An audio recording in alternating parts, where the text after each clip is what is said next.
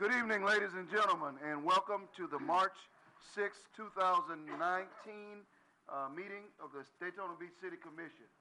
We're delighted to have each of you with us this evening.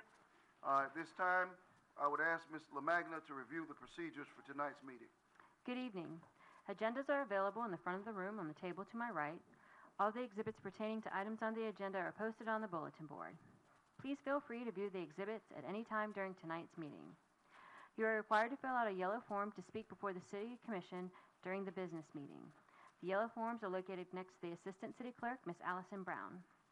You must complete the sections that ask for your name, address, agenda item number, signature, and date. The form must be completed and placed in the designated box. Items on the agenda for first reading usually do not allow for public participation. However, there are some instances where citizens are allowed to speak on first reading items when they are considered public hearings. Items on the agenda for second reading are open for public hearing, and citizens may speak at the designated times. Resolutions under administrative item number 10 are open for public comment, and you may fill out a yellow form to speak when that item is called. Item number 7A is your opportunity to address the City Commission concerning any item on the consent agenda. Please indicate on the yellow speaker sheet the agenda item number of the item you are addressing. Items or discussions not listed on the consent agenda will not be heard during this comment section. All citizens completing a yellow form will be allowed to speak for 2.5 minutes. When you approach your lectern, please speak clearly into the microphone and give your full name and address. The 2.5-minute clock on the monitor above and directly in front of you will start running when you begin to speak. Pay close attention to your time. You will be told when your time has expired. Item number 13, the public comment forum, will convene after the adjournment of the business meeting. This is the opportunity for the public to speak on any issue that is not on the business meeting agenda. All citizens completing the green form will be allowed to speak for 2.5 minutes. When you approach the lectern, please give your full name and address. Disorderly conduct in the public meeting of the City Commission.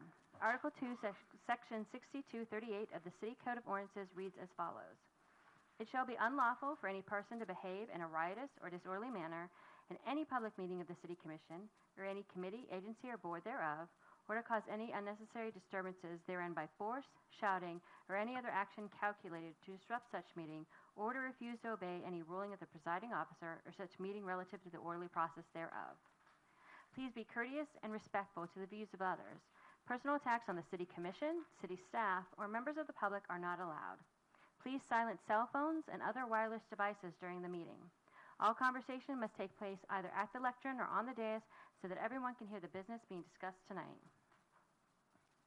Ms. LaMagna, may we have a roll call? Commissioner Gilliland? Here. Commissioner Henry? Here. Commissioner Reed? Here. Commissioner Traeger? Here. Commissioner Delgado? Commissioner May? Here. Mayor Derek L. Henry? Here. We'll now have the invocation led by Commissioner Henry, followed by the Pledge of Allegiance led by Commissioner Gilliland. Please rise for the invocation and Pledge of Allegiance.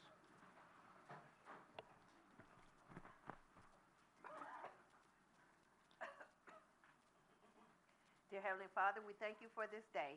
We thank you for this time together as we work to do the good of the city. We ask and pray, Heavenly Father, that you lead us in the right direction, that our hearts will be clear and that our minds will be clear, and we will do the will of the people we serve. In your name, in Christ Jesus' sake, we pray. Amen. Amen. Pledge allegiance to the flag of the United States of America and to the republic for which it stands, one nation, under God, indivisible, with liberty and justice for all.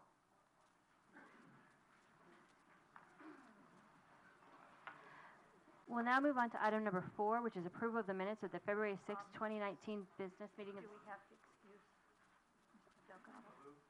Second. We have a motion from Commissioner Gilliland to excuse Commissioner Delgado and a second from Commissioner Traeger. All those in favor, let it be noted by saying aye. Aye. Those opposed, same sign.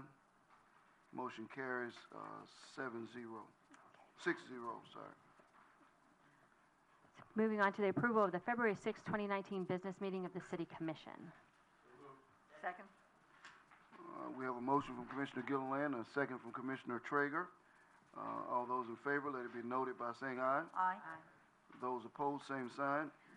Motion carries 6-0. We'll now move on to our agenda approval. If there are any changes, our city manager will address them. Thank you, Mr. Mayor. We'll pull agenda item number 9D, Land Development Code Text Amendment, mobile food vending from the agenda. Also pull item number 10A, Code of Ordinances Text Amendment, mobile food vendors from the agenda. Motion approved as amended. Second. I have a motion from Commissioner Gilliland and a second from Commissioner Traeger. All those in favor, let it be noted by saying aye. Aye. Those in opposition, same sign. This motion carries 6-0. Okay. Moving on, item number 6 tonight, we have no presentations. Moving on to item number 7, which is public comments by people addressing the City Commission. And I have no one signed up for this item. Motion approved and seconded. We have a motion and a surprise. Those in a second, sorry. Motion and a second. All those who are in favor, let it be noted by saying aye. Aye. Those who are opposed, same sign. This motion carries 6-0. Okay, moving on to item number 9, which is our public hearings. Item number 9A is the Development and Administrative Services Planning Division, Preserve at LPGA, Large-Scale Comprehensive Plan Amendment. This is an ordinance on second reading, public hearing. An ordinance adopting a comprehensive plan amendment in accordance with Chapter 163, Part 2 of Florida statutes, amending the future land use element, Neighborhood 5, to increase the density from 1 unit per gross acre to 2 units per gross acre, with a maximum density of 4 units per net acres for a 130 plus or minus acre parcel generally located on the west side of LPGA Boulevard between International Tennis Drive and International Speedway Boulevard, repealing all ordinances or parts of ordinances in conflict herewith and providing an effective date. We have a motion from Commissioner Gilliland and a second from Commissioner Reed, that was, and I do have Mr. Rob Merrill here on behalf of the applicant. Mr. Merrill. Mayor, Commissioners, Rob Merrill, 149 South Ridgewood with Cobb Cole. I just have a brief comment that I need to make. We're making a small revision to this. You may know that this has been continued a couple times. We had a developer that was interested in developing this project, and between first reading and second reading, the developer went away, and we have a new one that's come back. So the new one has a little slightly different architectural elevation that they'd prefer to use, and I just wanted to take a look at it. If you guys are okay with it, I want to switch that out. It's very similar, slightly different style house that they're going to be developing, so I wanted to make sure you guys were okay with that. And I had heard that there may be some folks that want to make comments tonight. If they do, I want to have the opportunity to reserve time to respond to their comments, if they're here. Otherwise, any questions you guys might have. This one was recommended for approval by the Planning Board unanimously. Staff approval, went through the DEO process and approval there, VGMC approval, so everything's been 5 stars across the board. But if there are any questions from people in the audience, which I thought someone said they might have, so. I currently have no other speakers signed up for this item. Okay, good, all right. So then I should be able to sit down and not have to get back up. If you guys are okay with these changes to the elevations, which are, again, pretty straightforward. And Commissioner? Not for you. Actually, Bob, we don't need any kind of amendment to the motion because these are just illustrative. Those are just illustrative, right? yeah. Would you like for me to ask you? Pardon me? Do you want me to ask you a question on? If you like.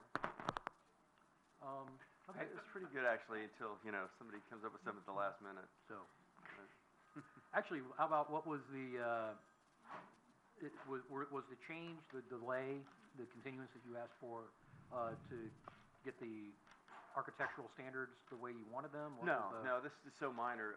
It actually was because we had this other developer in the queue, and we wanted to make sure that they were locked down and wanted to do this. In any event, Consolidated is the landowner. They want to proceed with it, so that's what we're doing tonight.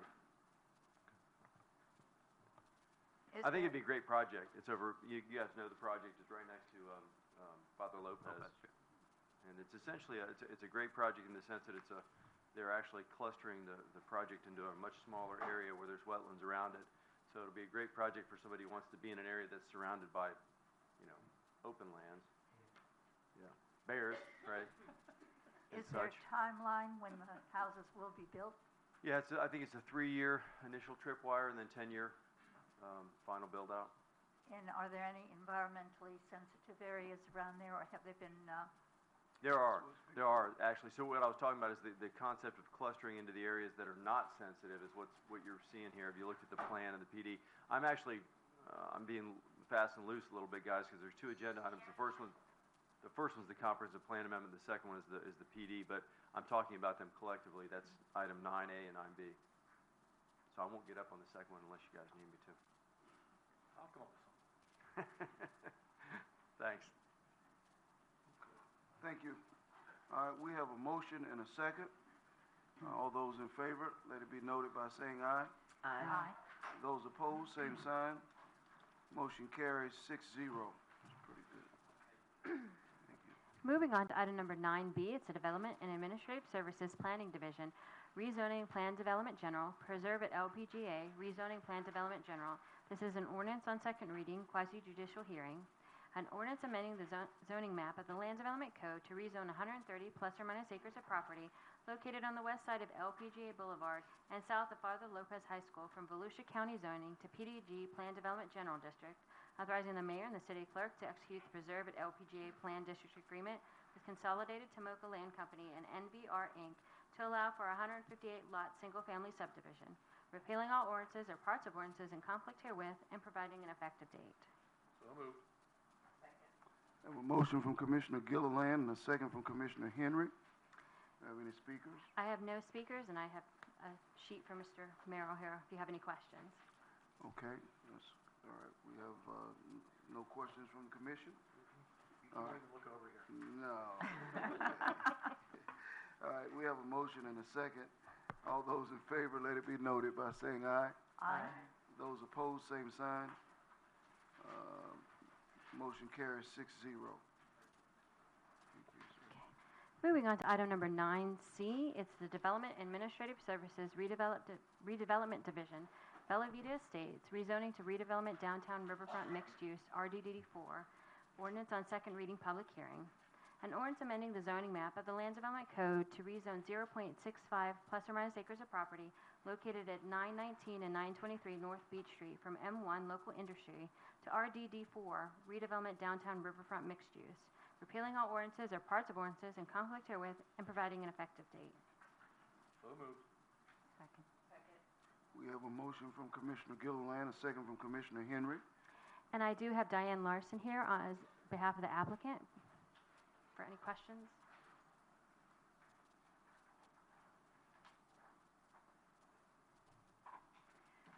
Good evening, Mayor Henry and City Commission.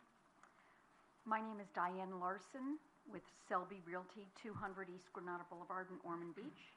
And I am here on behalf of the property owner, Bella Vita Estates.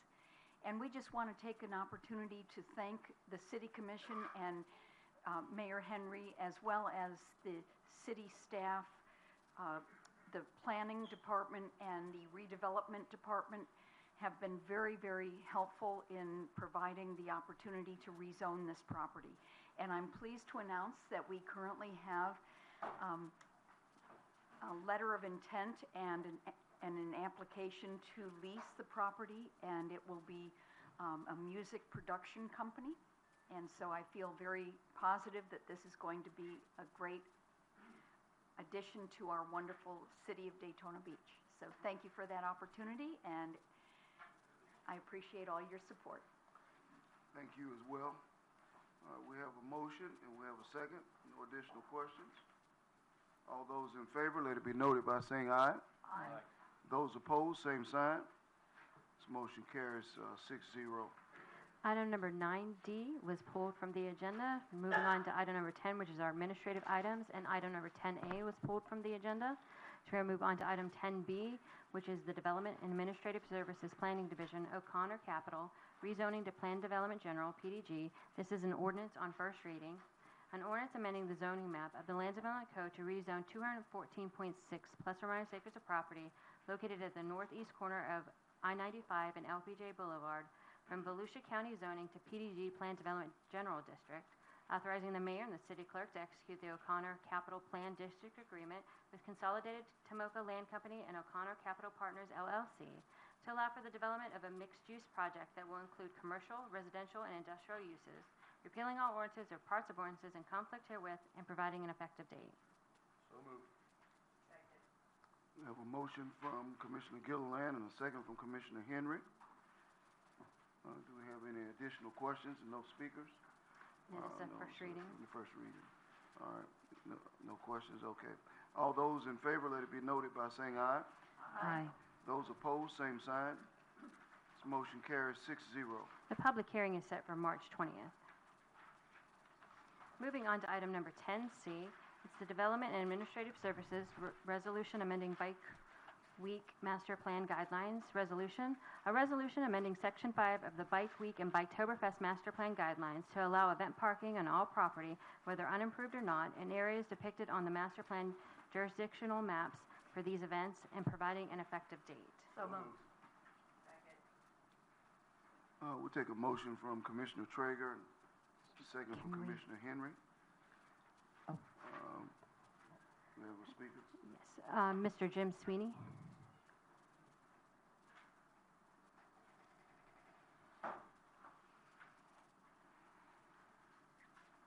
Hello, Mr. Mayor, Commissioners, Jim Sweeney, 20 North Halifax Avenue.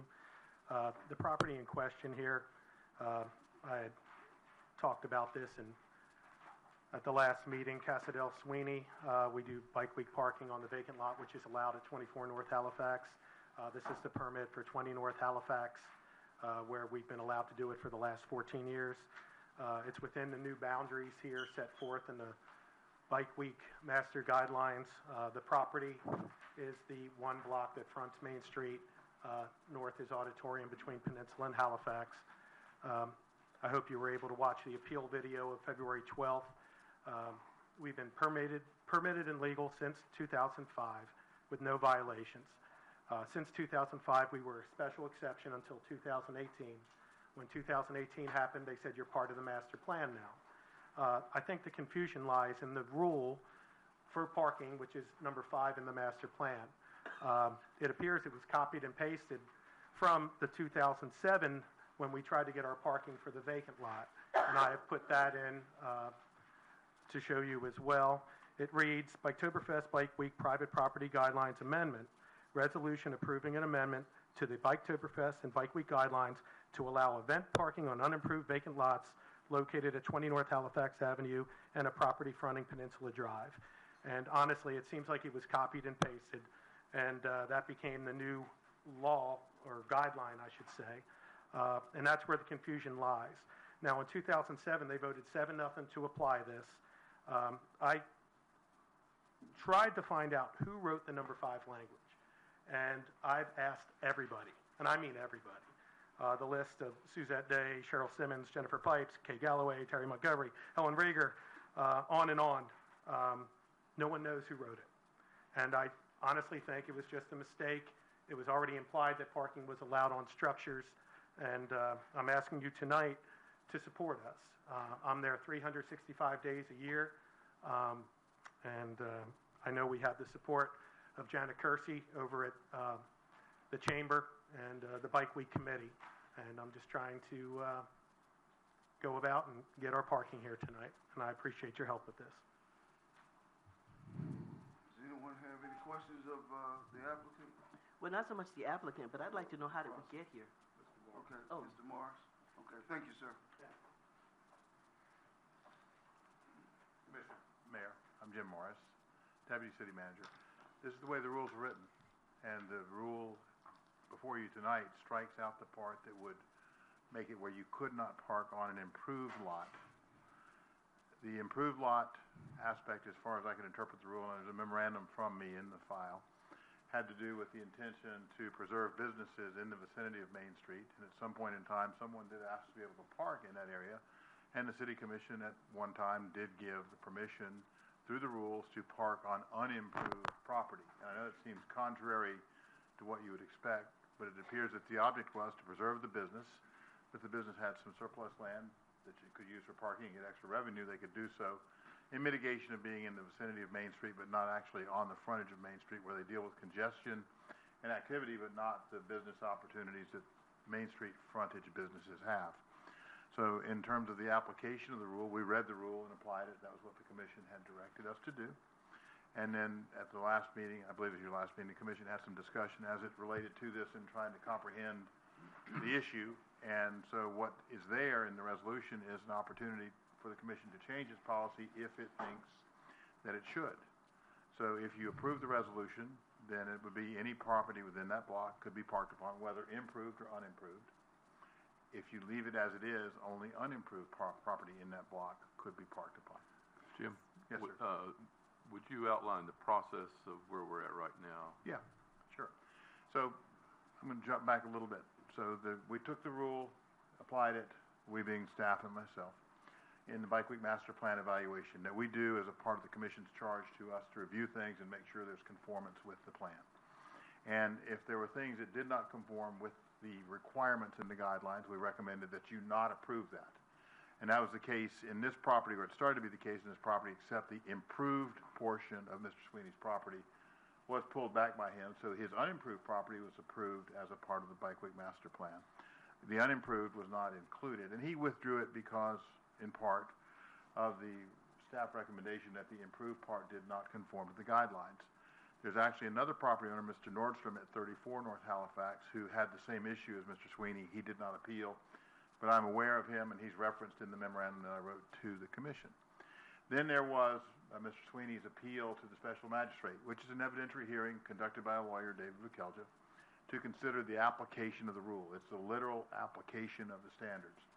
So fault and all those things that Mr. Sweeney mentioned before were not applicable because in the case of the rule, it simply did not permit what he wanted to do. And the magistrate concluded that that argument was correct and that the staff was correct and ruled contrary to Mr. Sweeney.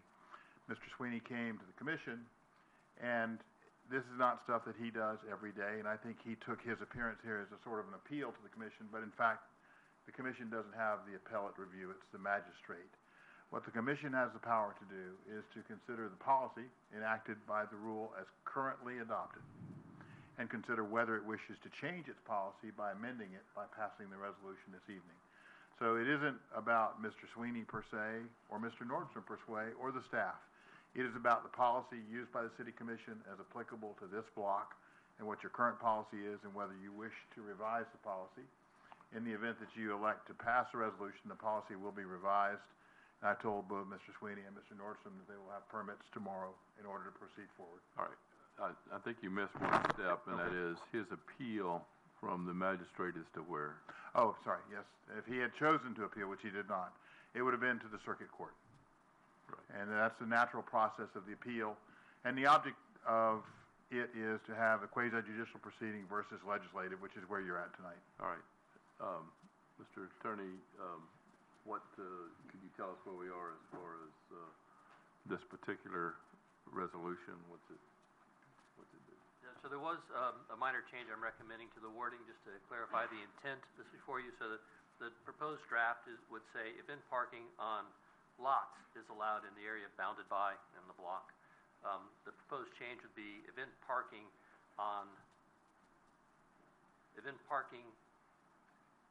is allowed on all property. So that would be the change on all property in the area bounded by to make clear that this would essentially be wide open for all lots within the zone. And So So he was being given special permission as of what date? As of what year had he been given special permission to use his lot as a parking lot? Well, he wasn't given special permission. There was an exception in the rules, and he exception. qualified for the exception Okay. as any other property owner in his block would have qualified. And it applied to the property that he owned or whoever would have owned the property that was unimproved. Okay. And however, he may have been approved to do the parking on improved property. It was a mistake, an administrative mistake, and ordinarily when you see that mistake, if you see it, the job of the administration part of the job is to correct it, in this case by recommending denial. And it's not anything to do with whether we like or dislike his ideas. It just has to do with the policy of the commission and literally applying the policy of the commission. So let me ask this. Is unimproved like what we just discussed in our workshop? Unimproved, like Yes, it wasn't? yes, ma'am. Okay. So if I might, you mentioned unimproved and improved. Improved is effectively parking that's modified to conform to city regulations. And for the record in the public, the commissioner is referring to a workshop that asked a question unrelated to this subject about improved and unimproved parking. And you can have improved parking that meets the city standards, which may be paved and landscaping. It may be some modified surface, as Mr. Morozic mentioned. But it's not just raw dirt or grass or whatever the case might be. Okay. So now, talk to us about all properties now if we pass this. You mean like? Well, it's all property within the defined block. So the boundary of where it occurs doesn't happen or change. It's the boundary of the block that's described in the resolution. So in that block, I think they probably are all lots. But in the attorney's office had said all property because it's either a lot improved or unimproved. It's basically all property. So this is just for the Bike Week Master Plan And Biketoberfest as well. and Biketoberfest? Yes, ma'am. The concept of all, no residences. I mean, when you say all, I have a vision in my mind of just bikes just everywhere and Well, parking just everywhere. It could be, and it doesn't exclude residences. But you also have language in the resolution which says if your landscaping is damaged, you've got to restore it. And when you look at the residences that are in the block, you know, for me personally, if I was in the block, I would preserve my yard irrespective of the income. But you think about when you go to, I've gone to the Florida Classic a couple times the last few years. As you get close to the stadium, people are parked everywhere. And so from the perspective of the regulatory aspect, if it happens that way, you have some fallback here in terms of both permitting and also restoration of the property in the event that it is damaged. I have to say, I don't think there has been a history of damage to properties and these have been unimproved properties, and in the case of Mr. Sweeney, associated with his business, which is on the adjacent contiguous lot. Was Mr. Sweeney notified of this change prior to? He knew that we were working on a change after the city commission met last time, so he was advised of it. I also advised Mr. Nordstrom. Mr. Sweeney got to see a copy on Monday at about 3. I met with Mr. Sweeney and his wife for probably 35 or 40 minutes. No, I want you to back that up. Was he advised of the change prior to it going to, This far. not coming to us, the change when The Cole change went out? that excluded him? Yes. I don't know. It goes way back in time, long before my time, and Mr. Sweeney had the understanding that he could do what he was doing, and he said that, and I haven't argued that he did not have that understanding. That was his understanding, and I think that the rule was misapplied in prior years by someone not carefully reading what the code or the rules required. And it was a special exception. It was an exception in the general rules of the Bike Week Master Plan. Special exception is more of a zoning type thing. It's as if you have a certain general rule, but there's exceptions for particular circumstances. And my understanding in asking other people that might know the history is that this block had some issues because it's so proximate to Main Street. Parking may have happened there anyway, and someone said, why shouldn't we be able to do something with it? We're covered up anyhow, let us do something and utilize our property, and I think that's how it came about. That's a guess on my part and purely a guess, but I've asked as much as I could. What is absolute worst case scenario here? So let's say we say yes to this. Well, the absolute worst case scenario is that if you read the rest of the resolution, you'll see that there's no vested rights granted in the terms and provisions of it. The commission can change its policy, modify its policy at any time it wants to. By virtue of the fact that you're enacting a resolution, it's different than an ordinance in that you are able to do it in one agenda reading without public notice. It's simply a change in policy. And I know from meeting with the Bike Week Master Plan Committee over things in general that there is probably some desire to have the commission look at the overall rules applied to Bike Week and the Bike Week Master Plan. So you have the opportunity to revisit the question at any time you choose to. And let's take the hypothetical one step further. Please. It happens this time. You look at the result and you say, this is just a horrible result. You can modify the policy.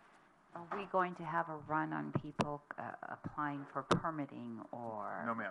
What happens in this? The only reason these two gentlemen are included is because they did make application. Mr. Nordstrom made application in the Bike Week Master Plan. He went through to the end, and he was denied because of his property being improved, as Mr. Sweeney's was. Mr. Sweeney withdrew because he understood the application, and he attempted to appeal. And the process is not something that's super clear to a layperson. So From an equitable perspective, I've treated both people the same. can we just go back to that appeals or his procedural? My issue with this has always been the process, the procedure. That's always been my issue.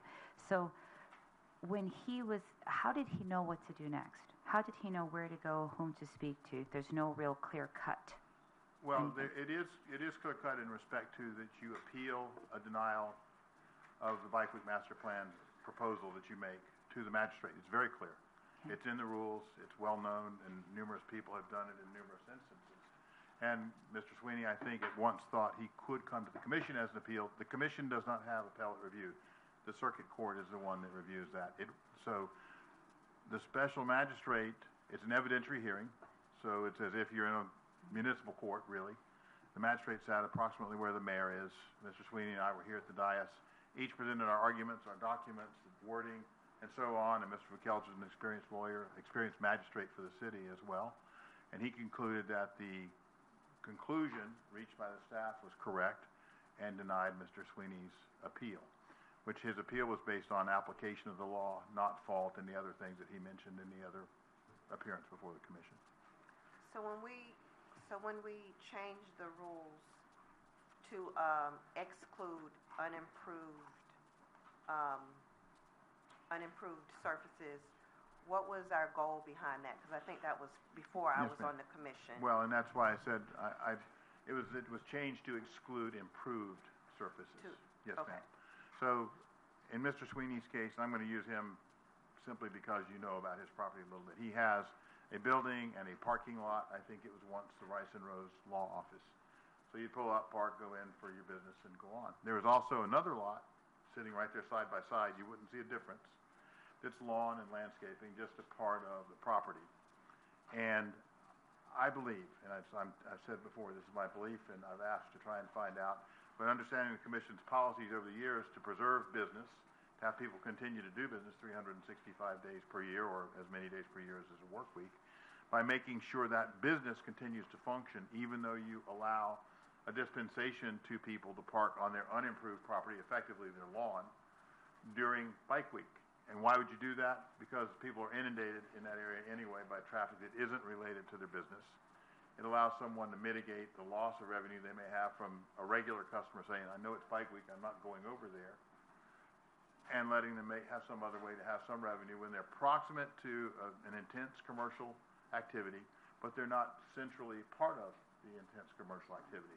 So it's a balancing act of policy enacted by a prior commission, and this commission is being requested by Mr. Sweeney to modify the policy. And to me, it's an A-B choice, and it's a commission decision whether you decide to do it or not. And we don't have a recommendation that you approve or deny, simply that you consider what your wishes are. Thank you. Yes, ma'am. So this is between Peninsula and Halifax, Main Street Auditorium. Yes, sir. And there's 18 parcels. I just counted. You don't have to swear to that. Yes. So there's 18 parcels on that block. Obviously, 2 of those are controlled by Mr. Sweeney. Yes, sir. One of them is controlled by Mr. Nordstrom. Excuse me. Do you know how you know what's the prevalence of residential properties on that block? I'm sorry? Of residential properties? How many are there? Is there a couple? Are there kind of half? I haven't counted them to see, so it's also, you're not necessarily going to have a house per parcel. You may have a couple of parcels in a single-family lot. Yeah. So just looking at it, I'm going to guess there's probably 12 to 15 in the block. With an aerial photo, you could see, and you may be able to convert your map in Google to see that. Yeah, But I've got to say to you, the Bike Week Master Plan application only had Mr. Nordstrom and Mr. Sweeney. Those are the only properties that will have this pursuant to this change. So this only Tonight. applies to them? This would only apply to them? Yes, ma'am. It applies to the block, and in subsequent Biketoberfest or Bike Weeks, if the policy is changed tonight and stays in place, then people within that block could apply as a part of the Bike Week Master Plan review. and I'm fine with this going forward tonight, but my concern is people parking bikes all over the yard in a residential lot just to make $10 a bike or something. As much as I appreciate your affection for your grass, I'm not sure that everybody feels that way. So I'm fine with going through tonight, but I think we need to revisit this to figure out whether or not we can, how we can restrict it from really from residential. It's one thing to park. It is appraisal office to park bikes in the parking lot. An unimproved property generally is just unimproved. But I do want us to be cautious because if we go forward, come by Oktoberfest, and we're also going to have to defend why a residential lot on this block gets to do it, but a residential lot on the next block does not. So. And that, in fact, is the balancing the commission does when it makes policy selections. And I would point out to you the second paragraph, which says there's no vested rights created. The language specifically maintains the intent of the commission to change its mind as it relates to policy. Understood. It is unfortunate that he has been afforded this opportunity for so long. However, we've made this rule and staff went out and they did as we've asked them to do. And I don't like the fact that all statement, that all property could partake in this. I have an issue with that. Well, tonight's vote is just about these two improved lots. They're the only two that can participate. It would only, but for Bike Week, it would only include these two. And what I'm saying is, right after Bike Week, we need to revisit this and determine whether or not we think it's the right policy going forward. I appreciate Mr. Morris's explanation of, you're attempting to compensate a business owner who will be harmed financially by the bike event because people might not come to his business. He has an appraisal office. That's not something that's going to attract bikers. I think that's a legitimate concession for us to make to a business. But Paul, I agree with you. I'm concerned about this all thing going forward. I'm willing to get through Bike Week and then this summer, I think we need to take a harder look at it and figure out whether or not it's the right thing to go.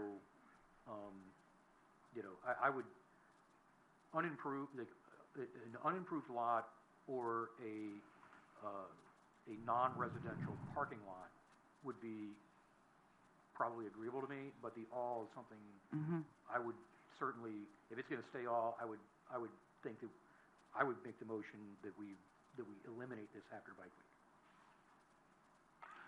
So essentially, you're continuing with the exception that we've given all these years because he's a business. Yes. And Yes. With the pure intention of preventing a situation where we have people parking bikes in the yard of a residential lot, around their home. I can agree with that. Yeah. I can support that as well. I was going to say something else, and I forgot.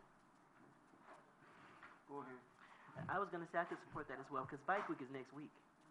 So if we're going to do something and let him do it, it's time to make a decision now.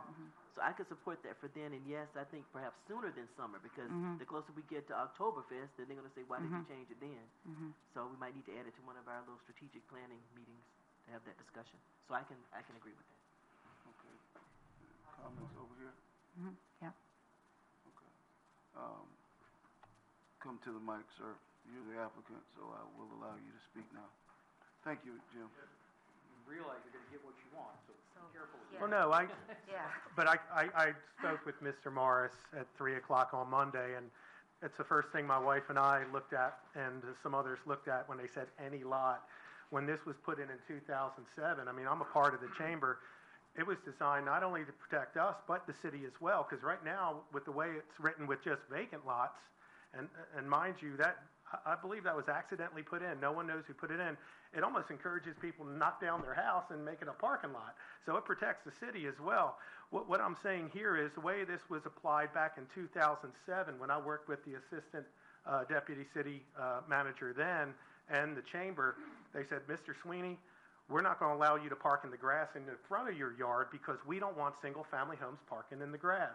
So the way it was written and explained to me in 2007 was if you're a business with a paved parking lot, you can park on a contiguous vacant lot. I was applying to get the contiguous vacant lot, and that's the amendment that applied to that. So, and when I talked to Mr. Morris at 3 o'clock on Monday, he said this can be amended right now if we want to. That instead of saying any, and my suggestion, and do with it what you will, but it would say event parking on non-residential structures with a paved parking lot with a contiguous vacant lot. So, I mean, that could be set tonight, is what I understood. That was my main question at the 3 o'clock meeting with Mr. Morris on Monday. So, can you shed some light on that? Mr. Sweeney's right. The commission has the power to amend it as you sit here this evening in whatever form you may choose. And his first comment may have suggested that he and I could have amended it then. And that was not the intention. But the commission has the power to amend if you would like to do so. And that is a limiting quality to it. Yes, ma'am, it does. What is, can you explain Mr. Nordstrom's situation? Mr. Sweeney's is Oh, a business with an adjacent vacant lot. What is Mr. Nordstrom? Mr. Nordstrom, as I understand it, and he's here, I believe, has an improved property that is a parking lot. And he did not appeal, but Mr. Sweeney did appeal, and Mr. Nordstrom and Mr. Sweeney, in my mind, sit in the same spot. And so even though Mr. Nordstrom did not appeal, I wrote in the memorandum, and I believe that it's inequitable if you approve the amendment, say, well, only Sweeney can do it, because Nordstrom did apply, and he just chose to accept the decision where Mr. Sweeney did not, and that's neither here nor there in respect to anything other than the commission's focus on the issue now. Now, a part of this idea was that because he has an unimproved lot, we want people to improve their lot. And so that's what I'm talking about, the use of the word improve versus unimproved. Improved has to do with placement of parking, pavement, and so on. When you say unimproved, it's still a lawn and so on where he is, and the rule recognizes that you have landscaping, potentially have landscaping in the unimproved lot. And it requires you to repair that in the event it's damaged as a result of the exception that's in the code. That's part of the rule. You can see it in the text of that.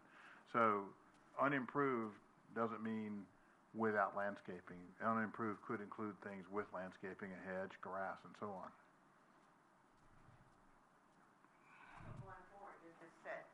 Going forward, does this set a precedence of? No, ma'am, it does not. Okay. It does not. This is the policy of the commission. It's the current policy, whatever you may adopt, or not adopt for that matter. It is the current policy of the commission, and the commission can amend its policy as it sees fit. And there's actually proviso language in the resolution that makes sure that it's clear to any reader the commission can change its mind in any way, form, or fashion it chooses to do. And if we decide not to, people aren't incentivized to improve their lots if that was the goal in the beginning. I don't think that was the goal in the beginning. I think the goal was to preserve the improved properties dedicated to business to be used as dedicated to business. And the mayor explained that the last time, and he was correct in terms of his interpretation of it. So in respect to improved versus unimproved, the Sweeney case is a good one. He's got dedicated business development, his business itself, and the parking lot associated with it, which he's required to have.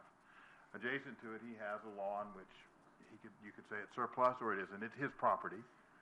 And I think what was mentioned, I forget who said it, but, you know, appraisal business is one you probably wouldn't wait into bike week traffic to get over there. Right. So that's the mitigation component of the idea passed by the prior commission. And again, I'm guessing on interpretation, relying upon what I've heard prior commissions say and just watching this process work. I don't have direct knowledge of any of that.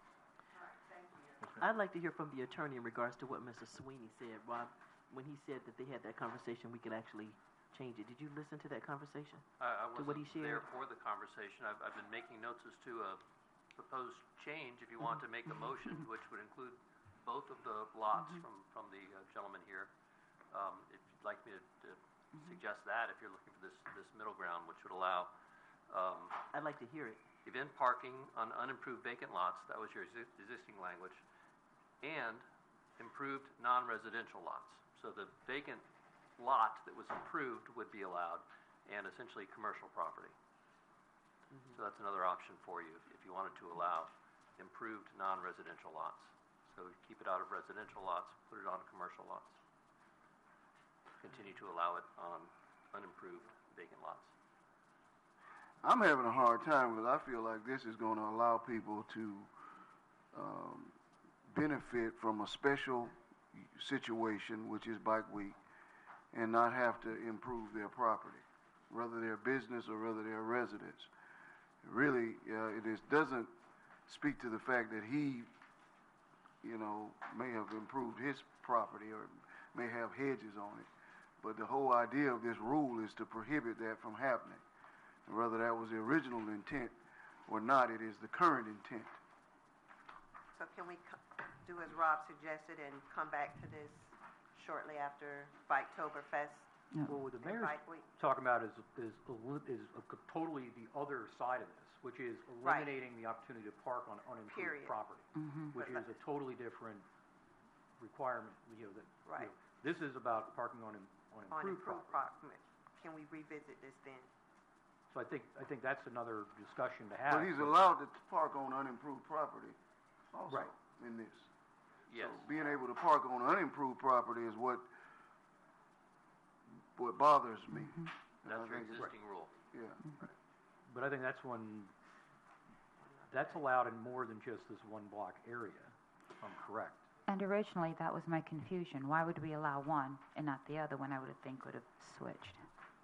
That's what I was not reconciling for myself. It's just this lot. It's just this one block. That section 5 is the only section that deals with parking, and it's just for this one So block. we don't allow parking on an unimproved parcel anywhere else in the city during Bike Week or Biketoberfest, other than this one lot, or one block. As provided in the master plan guidelines.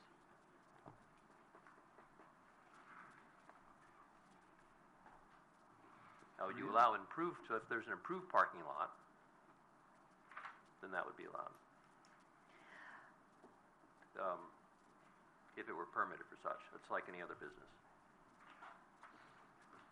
So the matter before us is the two improved lots that had been allowed and were excluded this year because of the closer reading of the language of the master plan.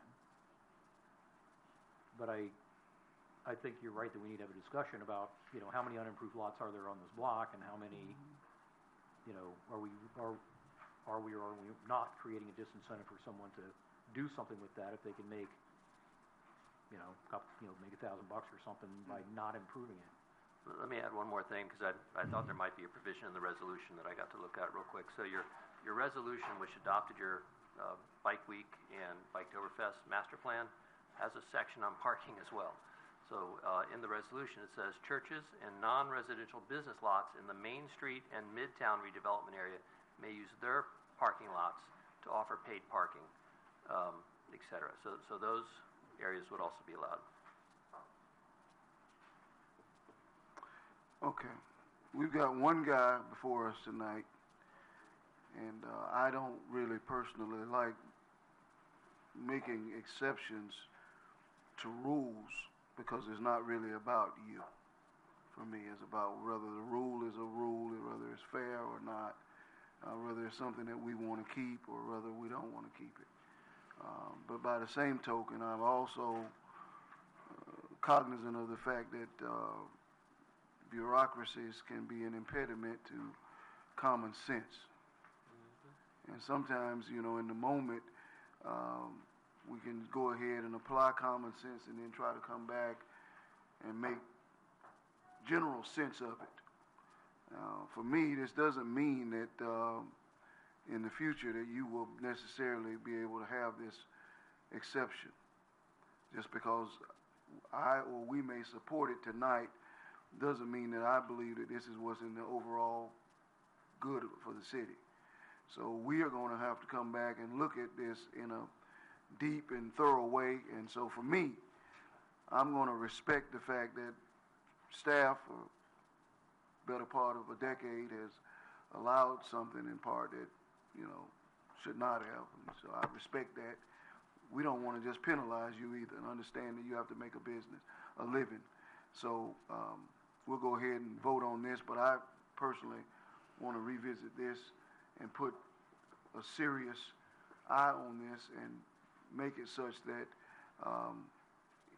we're not disincentivizing investment, because this whole process over the last 2 years, a lot of it has been about how we can make people on Main Street invest in their property and not be able to benefit from what some people consider a scourge, which is bikes, to the development of Main Street.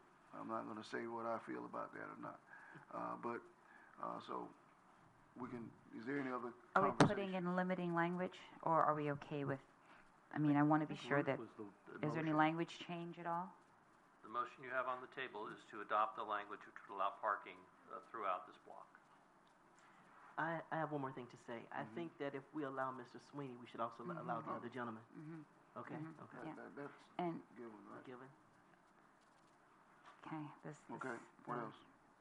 the all thing is still just, it's Just for that week. Well, you can go ahead and limit the language. You can change it to limit the language, but I still want to revisit it because I don't think can it's we go with, adequate. and I'm not sure if we can do this, the whole residential concept, I'm fearful of that a little bit. Can we Bob, add what was your anything about? What was your suggestion of non-residential? And Right, Ruth, so- you would need to amend your motion if you agree with this. That's accurate. So event parking on unimproved vacant lots and improved non-residential lots is allowed in the block. Okay. Does that work for planning? Okay.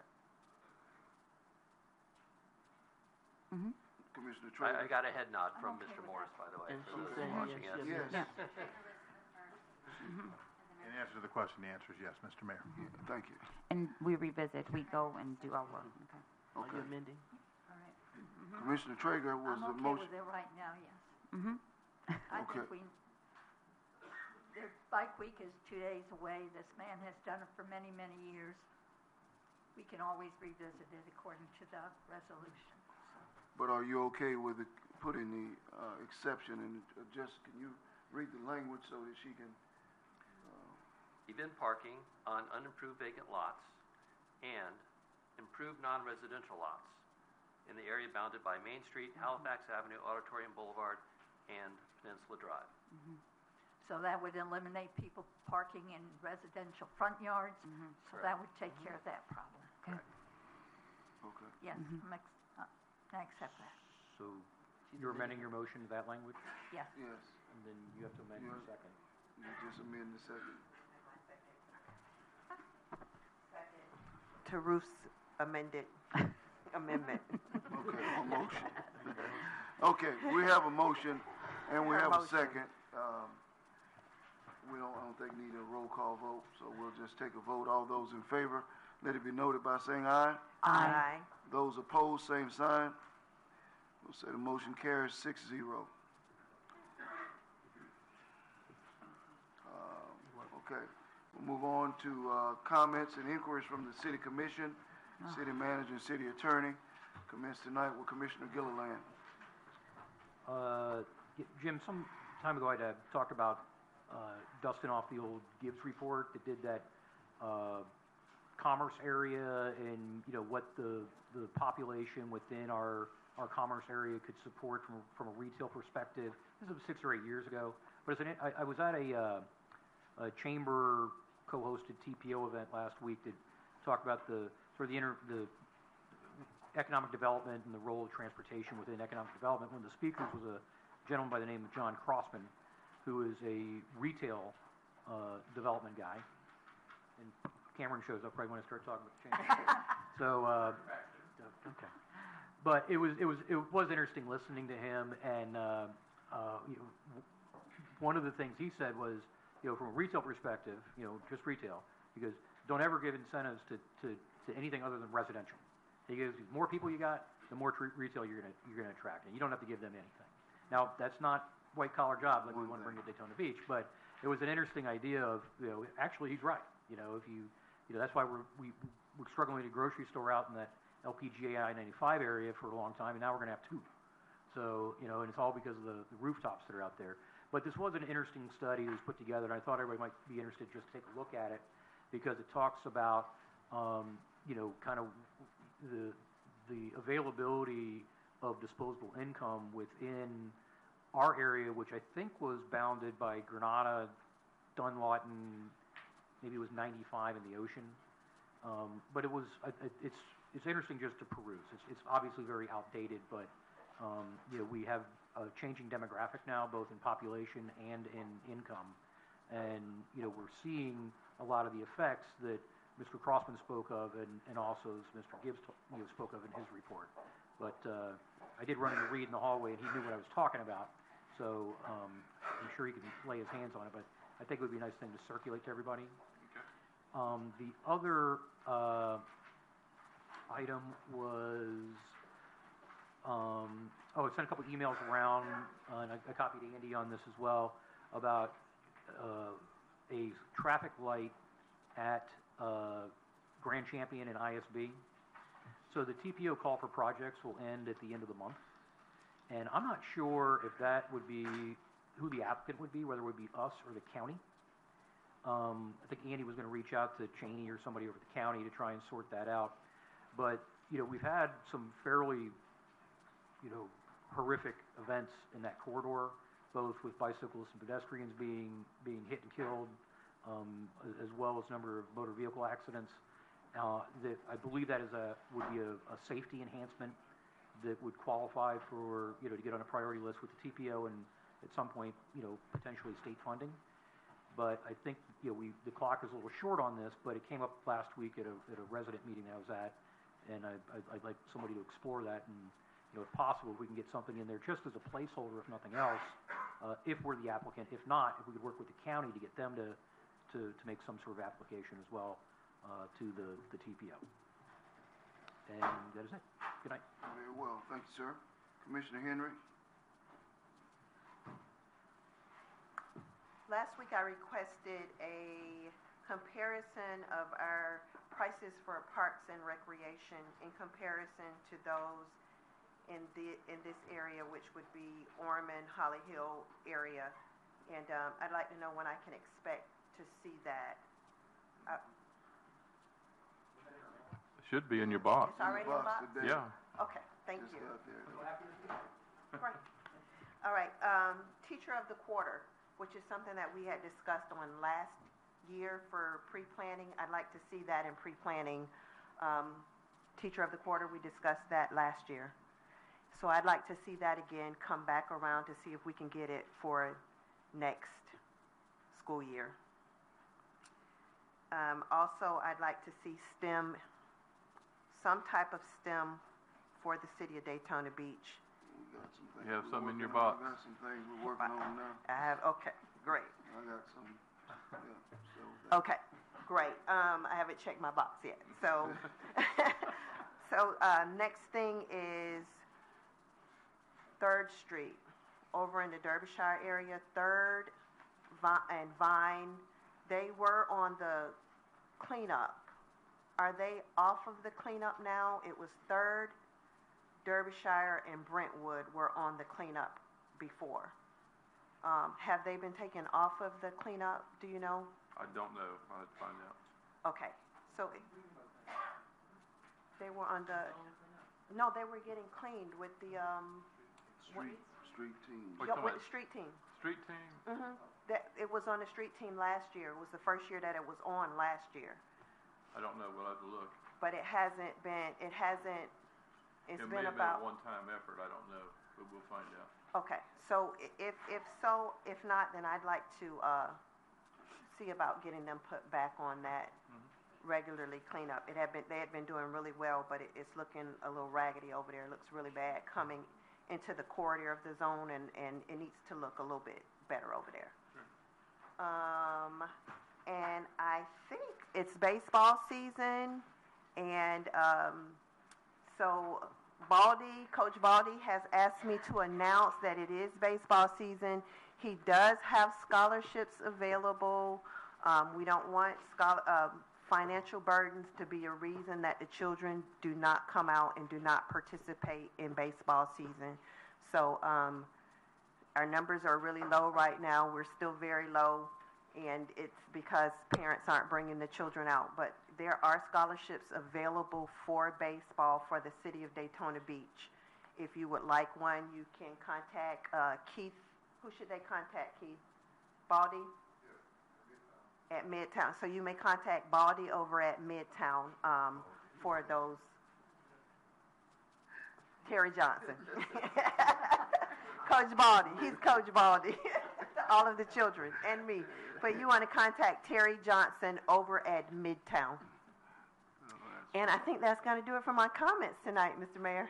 Thank you, ma'am. Thank you. Commissioner Reed. Yes, sir. The Bible says to give honor where honor is due. And this past week, we laid to rest two giants, legends, in the African American community for Daytona Beach. One, my predecessor, Edward Creamy Hayes, sat in this very seat and made changes that we all are still reaping from today. And the other, my president, because he was president when I was there, Dr. Oswald Perry Brunson. Both of them were exemplary men, and their celebrations were definitely a tribute to the lives that they led. Also, in giving honor, I'd like to thank Betty for the report that she provided for me on things that I've requested and letting me know what's completed and letting me know what's in my mailbox that I need to go get. But I thanked her via email, but I want to publicly say thank you for providing this for me, because sometimes even I, in my note-taking, I get a little behind on things that I've requested, and I like to take care of things when I like to take care of them. Next week is spring break for both Embry-Riddle Aeronautical University and Bethune-Cookman University, and I just pray that our children will be safe, that they will return home and enjoy time with their families, and then come on back and complete their educations. That concludes my comments, Mr. Mayor. Thank you, ma'am. Commissioner Traeger. I want to thank Betty, too. I appreciate it very much. And I also want to add another giant in our community who passed, Dr. Robert Merrill, father of Rob Merrill, and a force in the community for many, many, many, many years. I received something from Waste Pro saying that they are having classes for drivers and at Sanford, and it newly hired drivers and those who have recently obtained their commercial driver's license attend a 5-day course on safety and everything else, and then they are paired up with a mentor who judges them, and they become a Waste Pro. But anyhow, they also have openings. They're continuously looking for individuals who want to learn how to drive, so there's possibilities of jobs. Thank you. Thank you. Oh, he's not here. Commissioner May. So I will say that Ms. Goodman, I see them every week, and every week they send me a report, and the email gets really, really long, and when you finish it, they put completed to show you that it was done. So just recently, the Peabody Auditorium lost the auditorium part of the auditorium and just the A and the U out there. So they've been working very diligently to get that replaced for the contractor who knocked it off, and so now the full letters are back in place, which I think is important since many people see it, kind of represents us. So, on the one hand, the concept of business has come up often, and residences. My approach to this is that we have many people in the community would like to start a small business. And part of my political platform was to help them do that. And I think the city has also tried to do some things. And I have a question. My question is, have we tried to build some structures for small business, maybe on MLK somewhere? What happened there, briefly, sir? We had a grant program that we sponsored for a minority business to put in a restaurant. I think it included some housing, and so we did participate in a loan to that particular project. And how is that going right now? So so the loan is being repaid, it's going. As far as from what I understand, it's currently. And the businesses, how are they doing? So the city, so I'm clear, the city helped, sponsored, gave grants, helped promote this, and how are those businesses doing? I don't know how it's doing, but he is making his payments, so I'm assuming it's doing well. Okay, so those are the first. So the city does do things. So could we possibly consider trying to find some funds for grants? Now, as a business person, I don't like things for free, because if we give something away, we don't get it back. A grant to me is you just give the money, right? As a business person, you come into it with something also, and there's a partnership, and you're given a helping hand with that. but you also come into it with your own seed money a little bit. So could we possibly take a look at that, sir, and see if there's anything available with regard to that? And then just, as I was doing research, because I'm the newest commissioner, I would like to know if at some moment we can get a report on Midtown Emerging. I don't like duplicating programs, and I really would like for the young people in the community to have an opportunity to learn about business. And I think that we have those resources, Small Business Development Center, we have the SCORE executives, we have the college, and we have professionals in the community to give them a bit of a hand with small business training. Even the chamber could be involved in some fashion since they are a business community. So I'd like us to consider how we start to train and groom people for business and get them ready and let them know what they really need, right? If I might interject on that Please. thought, there is a program that the Midtown Community Development Corp initiated that is free. Okay. So on the fourth Thursday of every month, it's held at Bethune-Cookman. Michael Tyree is in charge of it. It's I've called been to it. It's called Accelerate. Yeah, I've been there. I think. And it's a book written by Evan that has 24 chapters, so they're 24 months. And each month they go through a chapter in that book in preparation for business ownership. You can already be a business owner and want to learn how to improve your skills, or you could be someone who aspires to become a business owner. They have speakers and they do coaching for wonderful. people that are interested. So that's been going on for a year. And so that, and then the Midtown Emerging program is still going? Because I don't know much about Midtown it. Emerging are the consultants we're waiting to hear. That's the theme that they gave Midtown. I We're loved waiting for it. that report. In fact, I emailed everyone something from them talking about Trader Joe's and all of that. So that's coming. That's forthcoming. coming. Okay. And then I have a touchy one to bring up. So we've cleaned up the panhandling, and I think it's fantastic. It's really great. I'm loving it. And now what's coming to my attention is I'm seeing now the homeless population is more evident to me. I see it more. And I recognize that First Step Shelter is on the way. But could we start considering an interim concept? Something that happens between now and then, anything? I'm sure it's going to come up in our housing conference that we're having of some sort, but something in the meantime. It's just a thought. Have we gone there yet? I don't have much of a appetite to exhaust. That's okay. We've exhausted a lot of funds in where we are. Sure. I realize that it's not here, Right. but I don't have a magic new Sure. program. I just need not a new program. I just need something to say to people. If my response is, which I'm happy to say, our response is we are working toward our 9-month initiative, and that is our goal. I will say that, and I will say it strongly. But I need to say something because it's been brought to my attention a few times, only because we see such a difference now. That's all. Well, the community-based organizations like the Salvation Army, they have a handful, 5 or 6 programs for helping the homeless. Okay. The programs are still out there. Okay. Perhaps their outreach needs to be improved or something. I'm not sure, but there okay. are 2 or 3 other organizations in our community that are providing the types of things that you're talking about. So perhaps they're not doing a good job of recruiting. And so it's but- more of a but those referral programs are- process, which I'm happy to state. I just had to bring the, that up. The streets team. Sure. That's been probably one of the better programs that we've ever invested in based on the outcomes of the number of people who've graduated and became employed. But the programs are there. Right, It's right. getting folks to avail themselves of those opportunities. Right, exactly. So, as I said, I think it's something that I feel I should share is that I see my role as commissioner as a person who has to bring to the forefront what my constituents say to me. So when people ask me questions, I'm new to the commission. I'm always going to bring them up. Whether you're a business or whether you're a resident, I don't care. If you come to me, I'm going to say something about it. And then we can say, no, we're not going to discuss it.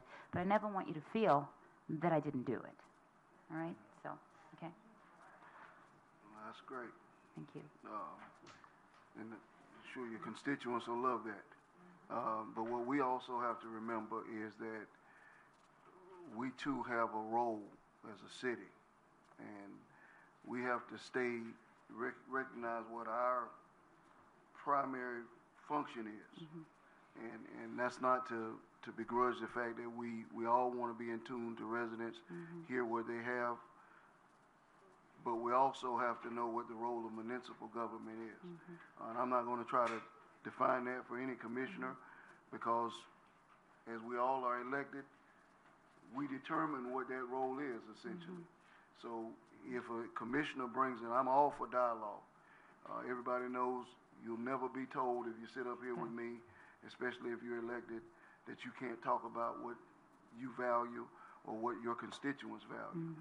But by the same token, I'm also a person that believes that, you know, we have to know what our lane is. We constantly try to expand that a little bit into areas that grow and evolve our city. But we also have to stay focused. We have a lot of our agenda, as we've discussed a lot, is getting bigger and bigger. And we have to be careful that the main nuts of what our job is, that we don't lose sight of that. Sure. You know. I just want to say to the role of municipality, thank you, Mr. Chisholm. I have been asking about 408 MMB, and I noticed on this piece of paper that we have it set for demolition. So I appreciate the fact that 408 Dr. Mary McLeod Bethune is set for demolition. It's going through the process of demolition. So that is on its way. Thank you so much. I appreciate it. Thank you. Okay, I want to review a little bit the city manager's report to the city commission, which I think we all have seen. And to me, this is what city government is about. And a lot of times residents don't really get to see this because these are the things that's going on, and they take a lot of resources to make them happen. So I will say Riverfront Park agreement, appreciate you putting that on there. Obviously, we're in the midst of talking about half-cent sales tax, which will, if passed, bring in millions and millions of dollars over the next 20 years to help us to ensure that our roads are resurfaced, our sidewalks are taken care of. That's the core that's to me the core of municipal government. City Island Rec Center, something that our residents are concerned about, and many of them want us to try to figure out ways that we can maintain that and keep it as a rec center or in some other capacity. Staff is getting bids on what that will cost. Osprey platform at Jackie Robinson Ballpark. It's an environmental issue where, as it relates to building a platform, won't go into detail. If you want more details, bills in legislature, they've got several bills that they're addressing. The First Step Shelter, trying to get $400,000 from the state for that. Riverfront Park seawall, very important infrastructure project. MLK reconstruction project, costing much more than we ever anticipated, but yet we value it. That's why it's on here. But $2.645 million is the lowest bid on that particular project. Jimmy Ann, which, as I said last meeting, delighted that it is probably will be completed by May. Has taken a little longer than we anticipated, but appreciate you sticking with it, and should start, I think you said March 12th was the email I saw. Bike Week is coming. As mentioned, T-ball, soccer league for our children. These are the things that we make decisions, and when we're doing our strategic planning, that we're planning for and city is executing. I would like to say that I received an email today, as did Dr. Durham. I believe you received an email also, Mr. Chisholm, which discussed a possible grant from the Ford Foundation on planning stages for affordable housing. I don't know if you saw that. Did you see it? Did you see it, Mr. Manager? I did not. Did not. Do you know if that's something that we will be able to potentially meet with the Housing Authority and see if we can offer some support to see if it can come to fruition? I realize it's a short notice, but it seemed like a great option for something that we've already expressed as a value moving forward, chance to maybe get some free money. Yes, so basically what she's asking for is... Can you come up to the microphone, Mr. Come Durham? up for us. Yeah, but they got to get it on record. I know you didn't see it. I didn't see it either. We have meetings planned tomorrow and the next day about. Mr. Mayor, Commissioner Dr. Ron Durham, Community Relations Manager. Still can't hear me? Testing 1, 2. Okay, there. Is that it? Mr. Mayor, yes, we did receive an email that was copied to you and to the city manager. I received it today. Basically, what the Housing Authority is asking us to do is to reply to them if we have interest in supporting this grant opportunity. And I was going to get with the manager tomorrow about this. He's been busy today. To see if we did want to stand beside them and support their effort to apply for this grant. I think it would be an excellent opportunity for us, should we want to support this grant, to partner with them so that their application is stronger, because the stronger the application, the more pleasing it is to those who have the ability to approve the grant. And I think standing beside them will give them an excellent opportunity for that to be approved. Yeah, and as we know, as it relates to this whole idea of affordable housing, workforce housing, it's going to take a conglomerate, a consortium of everybody's hands in the pool trying to make this a stronger viability for our community. So if we can, and I realize they're asking for match money and all that, so, but let's see if we can partner with them. And the other thing is that I think tomorrow you have a meeting with Soldier On. Yes, tomorrow the representatives from Massachusetts will be here, and they will be meeting with the city manager, myself, and staff to go over some hopefully potential opportunities for them to assist us with the second step of the First Step program. Okay. I'm very excited about that. Thank you. Thank you. Can we get copies of that email if we didn't get it already? I will have them, they already have a copy. No, the clerk didn't, I'll forward you mine, and then she'll forward it to you. It's very, very pleasing to read. Mayor's Golf Tournament is coming up at the end of April, and last year we supported the, it was football, Pop Warner. This year we're going to support the museum downtown, the Veterans Museum and Education Center. And I'm very pleased to support that. They're doing a great job. Also, last month we launched the first in a series of, and that we highlighted the Veterans Museum in the first of a series of mayors' initiatives where I'm going around and interviewing folks who are doing things in our community for free, essentially. And they basically are serving our community, helping to meet needs, to promote our community. And it's basically an interview. You sit down, you talk about it, and try to introduce residents to different aspects of our community. The next month we'll probably do Volusia Volunteers in Medicine, and the following month Pop Warner. But we want to basically highlight that while we have a lot of very successful businesses, we also have a lot of people who are flying under the radar, but they're doing great things, and they're doing those things essentially off their own labor. It's usually just because they love the projects that they have. And they are from the beach side all the way to out west. And so I'm going to be touching on every component of the community to try to express that. I believe that's it for me. If you have anything, sir. Mr. Mayor, just to point out, STEMFest camp, we've got one planned. You see it?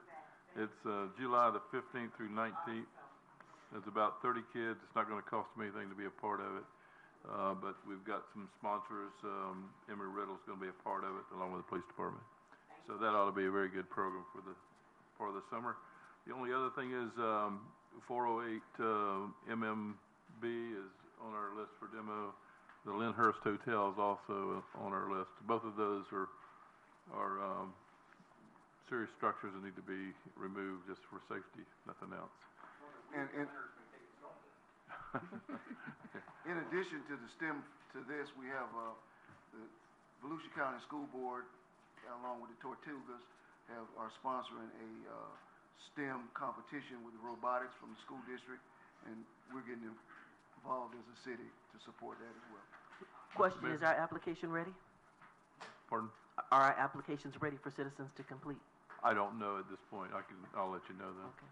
Mr. Mayor, in addition, there's two bills that we've got in the legislature. They're very important bills. One's $400,000 to first step, and then the other is releasing the property that we've already been working on. Representative Elizabeth Fetterhoff is really the one that's sponsoring our bill, and that's key because these are bills that are one of the two bills is a local bill and has complete support for our delegation. So the movement through the process should be very easy for us to get this done this year. So that's and really we got to thank our delegation. If you see them, we need to be thanking them for their support and moving these bills forward. Is that 400 for construction or operations? I think it's capital, I believe. Capital? I believe. Because if it's capital, it's us. If it's operations, it's the board. So I think it's kind of hoping it's us. It's capital. Well, it's capital, but it also is to meet the holes of what we are not able to do. So we don't get to keep the money. You want to go ahead? You want to mention that? It's not going to supplant money that we put into this program. So there's no benefit to a Daytona Beach taxpayer for that $400,000. It helps the board. I think I saw some in the paper that your executive director is looking for about $275,000 for beds and things like that. So it really would go to the board. I've heard some discussion about, well, Daytona Beach is going to reduce their contribution because they're getting this money. That is not true. That is absolutely false. This money is intended to make improvements to the First Step Shelter. It's in the request that we submitted that it would help cover the gap between what the city has said it would be willing to fund from a construction standpoint, and then that gap of unfunded needs such as some construction expense, furnishing and finishing the interior. There will be furniture needs, computer type needs, some hard wiring, security, things like that. Yeah, sorry. And for the record, can you state your name and title for the... Hardy Smith, Government Relations Administrator, City of Daytona Beach. Thank you. Mr. City Attorney? Okay. All right, we're going to get started in just a moment. This meeting is adjourned. We'll start reconvene with public comments immediately following. Okay, ladies and gentlemen, let's go ahead. We're going to go ahead and get started so that we may hear from our residents, the residents of Daytona Beach and Volusia County who are interested in the great city of Daytona Beach. Okay. Yes, ma'am.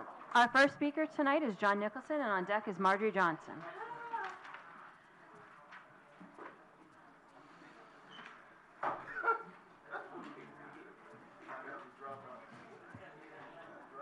John Nicholson, 413 North Grandview Avenue.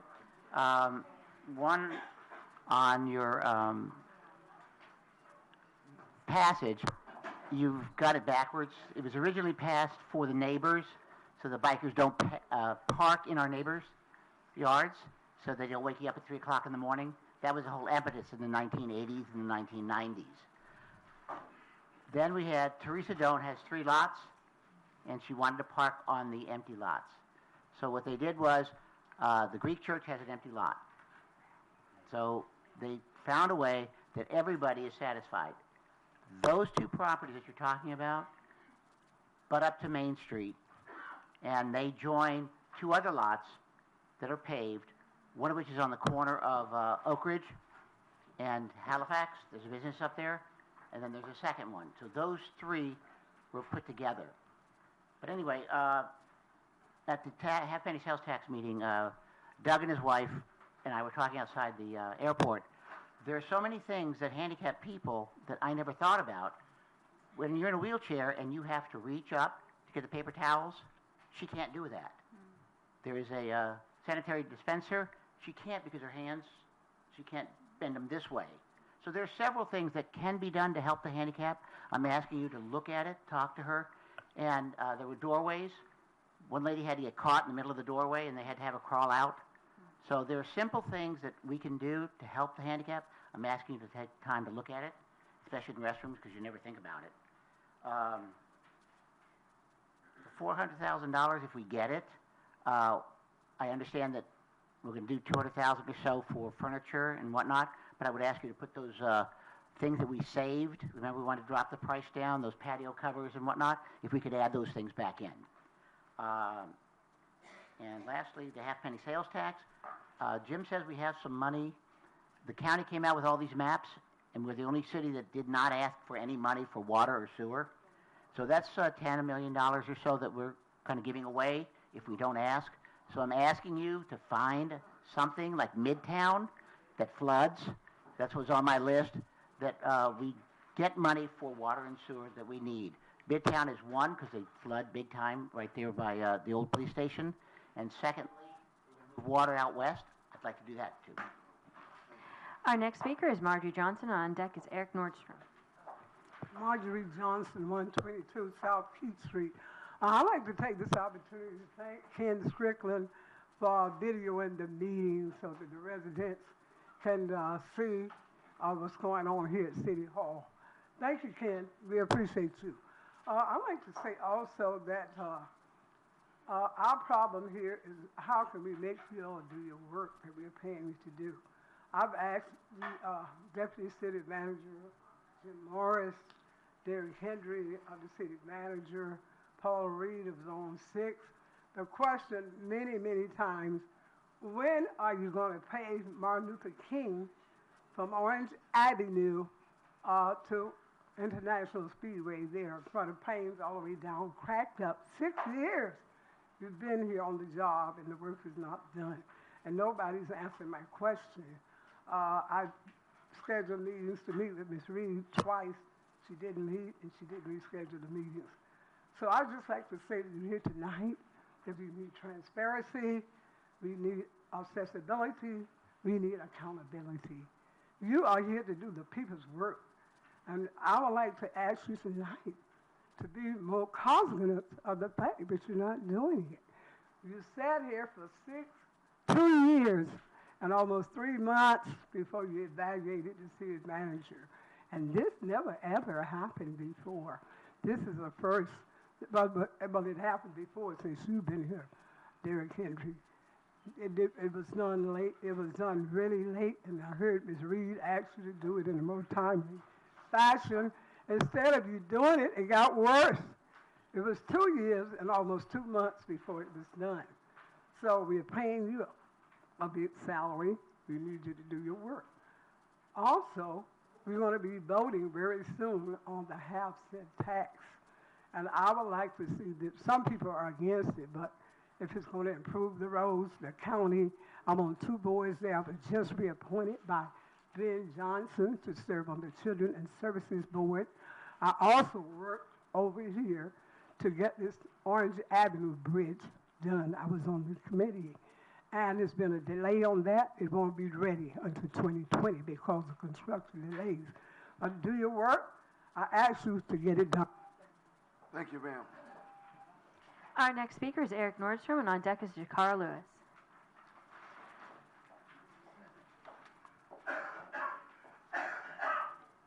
Is there an Eric Nordstrom?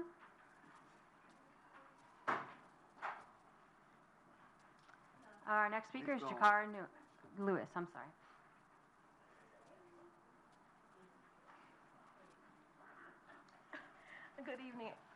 Good evening, everyone. My name is Jakara Lewis, and my address is 807 Mayor McLeod Bethune Boulevard. I would like to open with thanking Commissioner Reed and Commissioner May for coming to see me last week and to speak about some things that I felt like were of issue. One thing I would like to readdress is the event due day. I would like to address the police chief tonight and to make sure that you work towards ensuring that the event does go really well next year, working in conjunction with you guys, as long as the people who are putting the event together comply with what you guys do as well. I would like for you to also put an emphasis on less excessive force and building better relationships with people in that area.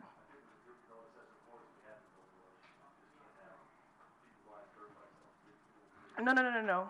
I get the part about the dirt bikes, but I'm just telling you based on what I see. Just let her speak and don't speak to her. Yeah, but I'm just saying based on what I see, I would like to see you guys work towards building better relationships. So although that may be your goal and your intent, based on what I see with officers who are on the ground, that's not okay. This is your opportunity to address the commission, and not the staff. Okay. But she can just talk. You just say Well, they what you keep want to say. interrupting me, so I can't. Just let it, but you can just I speak. stopped your time. Oh, thank you. Just speak. Okay, so back to the commission. Okay, so again, I would like to touch on the condition of Mayor McLeod Bethune. It's really bad. One thing I have been doing is I've been working to better educate myself on certain things that I can do as a business owner there, people who I need to contact to make particular improvements. One thing that I'm finding that there are a lot of things on paper in terms of things that should be improved, things that are supposed to be implemented, but I don't see any results.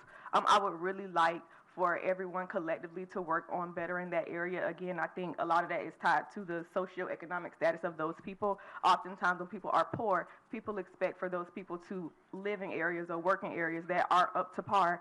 When I lived in Port Orange, I didn't have that problem. I live out in LPGA, I don't have that problem out there, and I would like to come to my business and see the exact same thing. I would also like to see the owners be a little bit more accountable. A lot of those buildings are closed. It's really hard to get into them to get businesses, and I know a lot of people who are my age who would like to start businesses, who need brick and mortar locations, but it's very difficult to get with owners. It's very difficult to get into a space that is affordable without having to spend thousands of dollars to be able to fix that. So I would like for you guys to work a little bit harder. Another thing I noticed too is that you guys are talking about a lot of good things that are happening in the community, but I feel like the marketing from the city is very poor. If people are not present here, then they aren't aware of good things like scholarships in sports, the STEM programs. I do think those are really great, but you guys should work on increasing your social media reach, get into a market that you guys often tend to miss, like I added last time, and that's the middle market. So you guys focus on kids and you guys focus on the elderly, but the people in the middle tend to get missed the most. Thank you. Thank you. Thank you. Our next speaker is Norma Bland, and on deck is Charles Smythe.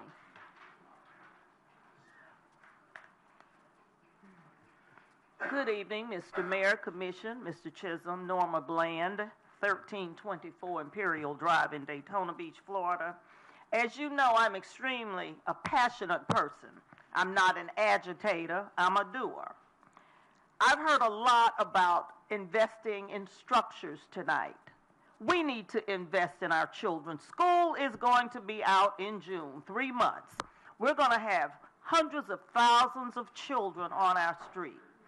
My commissioner, Commissioner Henry, I've spoken with you. I'm still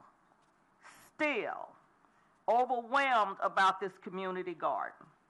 I took 2 plants to 2 physically challenged young people. One was 10, the other one was 12. When they saw me get out of my vehicle with these plants and a little bag of soil, you should have seen them. The first thing they did was get on their knees and dig a hole and put their plant in the ground.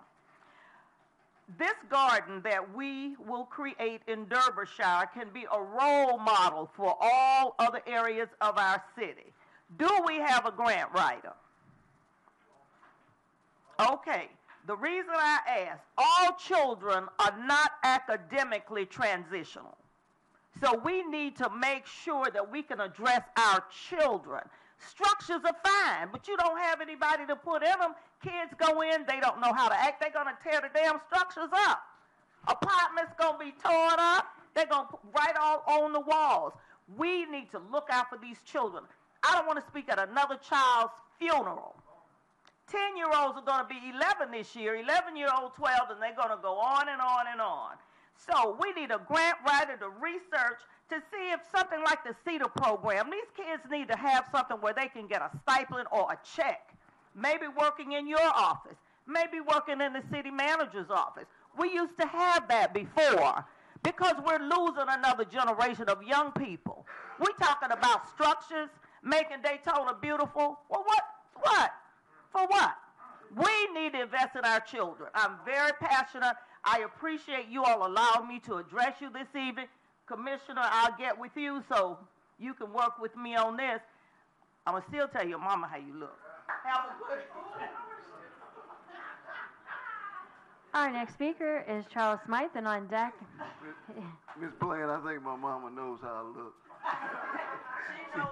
I shut my mouth. I know not to say nothing to her. Go ahead. Mr. Mayor, Commissioners, God bless you all. God bless you folks for coming out here tonight. I want to say first off that I saw the wonderful article in the Daytona Beach News Journal where I used to work on the job evaluation of the Honorable James V. Chisholm, and I think you guys gave him a very good rating, and he's a very honorable man, and by God, he accepted your critiques, and he's going to change a few things and talk to you a little better, and we're all going to be a lot happier. He's doing a great job. And then earlier tonight, I heard the mayor refer to our form of government as a democracy. Well, when Ben Franklin came out of the Constitutional Convention in Philadelphia, some old lady came up to him and said, "What type of government have you created?" And he said, "A republic, if you can keep it." Then we have the U.S. Constitution, which is the supreme law of the land. At Article 4, Section 4, says the United States shall guarantee to every state in this republic, every state in this union, a republican form of government. Then we pledge allegiance to the flag of the United States of America and to the republic for which it stands. So that's three pretty good reasons why we have a republic, not a democracy, and the two words are found in a different place in Black's Law Dictionary. They're totally different. Okay, now I wanted to speak about this food vendor thing. When I worked construction, going back to 1972 around here, I would be on the job and we would wait for the roach coach to come, and that's what we called it, because they had some sandwiches that were sealed, but they cooked a lot of things, and man, everything in there was full of roaches. And there's no way that you can tell me that you can have enough inspectors to go around to all these temporary people that are doing food all over the place and keep the roaches out of there, because you can't do it. The roaches can survive a nuclear war, I'm told. And they eat each other when they don't have anything else to eat. So it's really nasty. So let's not do that. And it's a total affront to all my Greek friends that I grew up with around here. They ran them off the boardwalk with the eminent domain, almost all of them. And it wasn't eminent domain. It wasn't run down or anything. And then we had all these promises of a second pier and this and that, and none of that happened. Thank you, sir. And then let's get that $13 million Brown and Brown thing. Okay. Thank you, sir. We got you. We got you. Our next speaker is Terica Charles, and on deck is Sharice Doyley.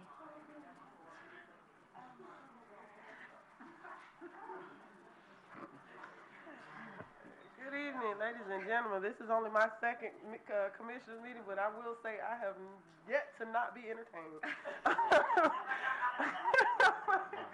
My name is Terica Charles, and I live at 338 North Caroline Street. I just wanted to come here today, first of all, to introduce myself as a candidate for several positions that I've applied for both the boards and committees where you guys have vacancies. I'm committed to positive change in my community. I'm also working in collaboration with others in the community to bring more activities to our kids to keep them occupied and off the streets. I also want to thank Chief Capri and the Daytona Beach Police Department. They are sponsoring, providing space, as well as breakfast and lunch for an event that I am hosting with the CARE Network. One Bad Decision is going to be hosting our first youth entrepreneurship seminar that is going to be held at the police department from March 20th to March 22nd. Volusia County kids are going to be out on spring break at that time. The initiative is to provide a fun learning environment for these kids, to teach them how to be self-sufficient, to also explore ideas and explore their imagination. What this is doing for them is it's getting them off of the streets during a time where, even though they're on spring break, their parents are still working. So rather than these kids be unattended, we're going to provide free of charge activities for them. Again, I want to thank you, Chief Capri, for that. And the other thing I wanted to ask about is, are we able to provide a flea market type of environment somewhere in Midtown? Sharice Gordon had a very, very negative experience when she tried to be a vendor at the flea market. So we're wondering if we can have something in our own community that allows people who are entrepreneurs and have products that they want to sell to our own people in our own communities. Thank you. Thank you.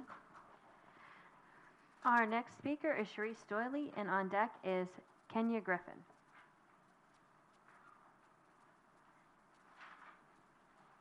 Hello, everyone. My name is Sharice Doyley. However, I'm known in the community as Sharice Gordon. I am a doula, which is a woman that supports women in labor, birth, and breastfeeding. I am also a community leader and activist. I am applying for a position on the Midtown Redevelopment Board. I am a resident at 304 North Keat Street. So I am a resident of Midtown, and I live and work in the Midtown area. I have a lot of professional experience as far as being a part of the health department, health equity implementation team. So I have a special understanding of the health disparities that face the 32114 area as well as the Midtown area. And I would like to be accepted onto this Midtown Redevelopment Board so that I can be a new voice and a young voice and opinion to be added onto that board to say what we really need in our community. I am also a member of the Midtown Heat initiative at the health department, which is the Health Equity Action Team. And I feel like me being on both of these boards will kind of bridge that gap between the city and the county, and also the younger generation and older generation. My professional experience includes working also at the health department previously as a breastfeeding peer counselor. So I do have experience with the people in the community, and I have an existing relationship with a lot of the constituents in the Midtown area. I also used to be an administrative assistant in the Volusia County School Board, so I do have professional experience with just organization and bringing people together and normal office duties. I am also was previously a coordinator for the Florida African American Student Association, and I had the control of over 6 counties in Florida and helped to coordinate events and things like that to grow that organization. So I know that all these skills that I have and my commitment to the advancement of Midtown will be invaluable for me to be on this board.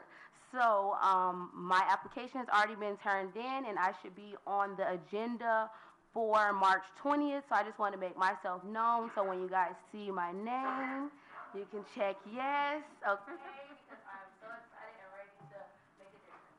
Thank you. Thank you.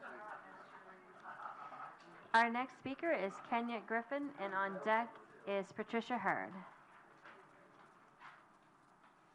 Good evening. Kenya Griffin, 839 Madison Avenue, Daytona Beach, Florida. I am simply just proposing a name change for Sunnyland Playground, Sunnyland Recreation Center.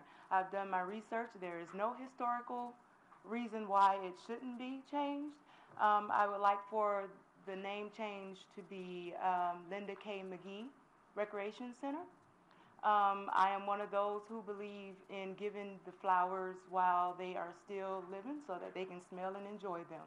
Also, I know that the walking trail is being revamped out at Sunnyland, and that is in the works sometime soon.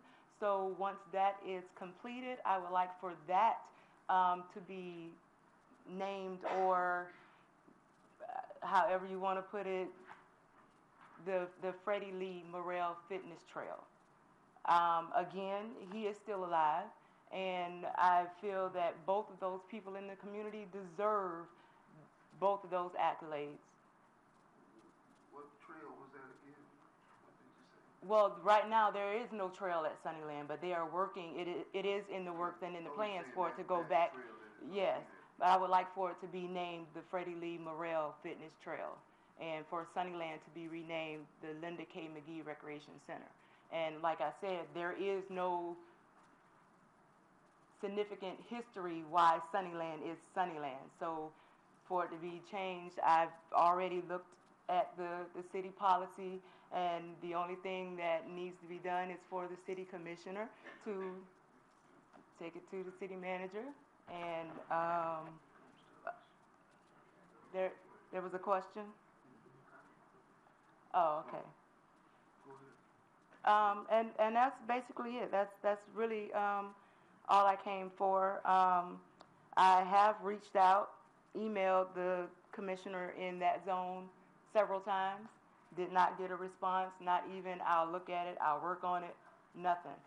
Went back, looked at the policy of when you should get a reply, and obviously that policy is not being followed.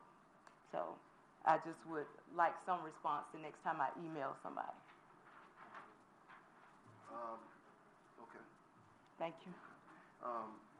We know Linda McGee, and maybe some people don't know her, but I certainly know her. I know her. No, not everybody's gonna know her, but I know her, and I think Commissioner Henry certainly knows her, since she took good care of her. And so I would simply say, from my perspective, that is certainly an idea that I would be very supportive of. Good afternoon, Patricia Hamilton Hurd, 822 Vernon Street. First of all, I would like to say thank you, Chief Capri, and your people, your workers, for taking care of all those dirt bikes over the weekend. There are plenty more out there going down Dr. Martin Luther King and MMD, no lights on the bike, up in the air, just having all kinds of fun. Now, Miss Reed, thank you for indicating the two people that we lost last week. But I would like to also emphasize, and maybe to the city and the Chamber of Commerce, and I mentioned it to them last year, the little pamphlet, the Black Heritage Trail, you know, Dr. Oswald P. Bronson. And if you take that little pamphlet, you will see Dr. Charles Bronson. And I told them about that, and they have not corrected it. They're still putting it out over on the beach side and everywhere else. Please take care of that. That's a disgrace. I mean, Charles Bronson was fine because I watched him on TV too, you know? Okay, we talked about parking in the yards and everything during Bike Week. Mr. Mayor, parking in the yards at different homes in the city, that's what we should be talking about.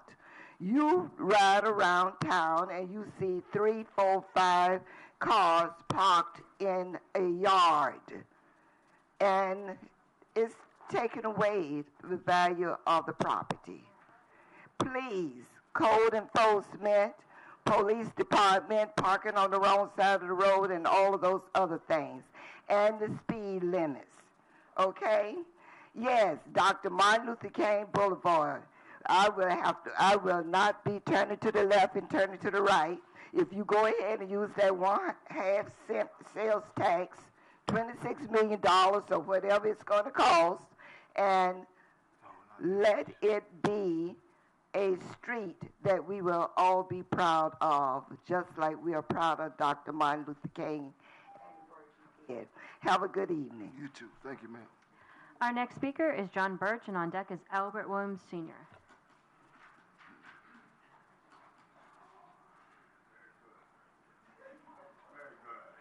Good evening, ladies and gentlemen, Commissioner.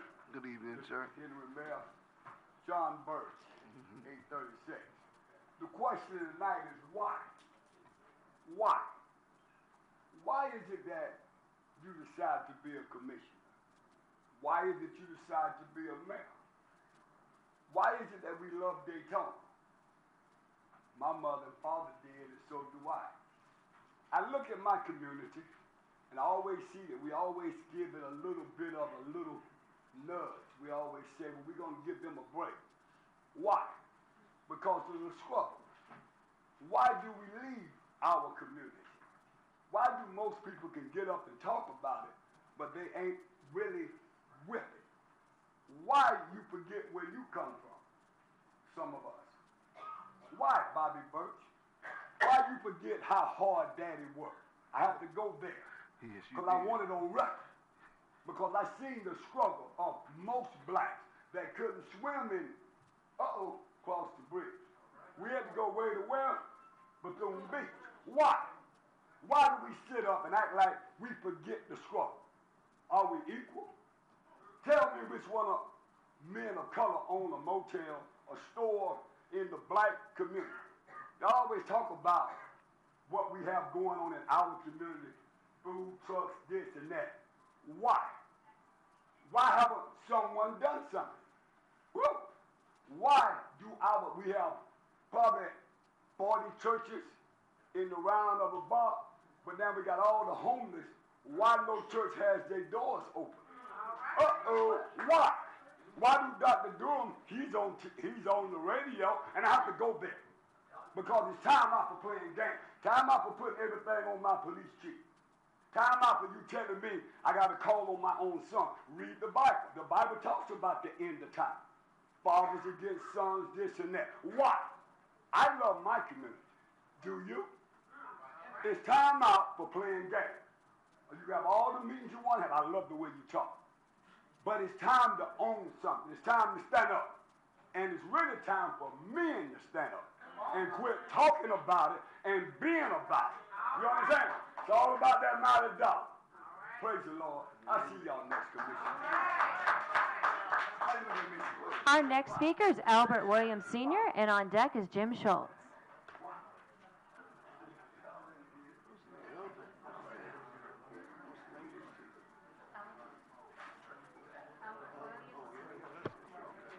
How you doing, sir? Mr. Mayor, Commissioner, my Commissioner. My name is Albert Williams. I live at 381 North Seneca Street, Daytona Beach, Florida, between George Engel Boulevard and Mary McLeod Bethune. Anytime during the day or during the night, I set up in my house, I can hear the cars, or I can sit in my garage and I can see the cars flashing by, speeding like they out at the speedway. This go on day in and day out, every day, every night. I just want somebody to do something about it. Thank you. He's got your information. 342 Seneca. They know where it is. 381 North Seneca. Chief got it too. Our next speaker is Jim Schultz, and on deck is Rel Black. Jim Schultz, 117 Harvard Drive. Informed consent is really the basis of all medical decisions.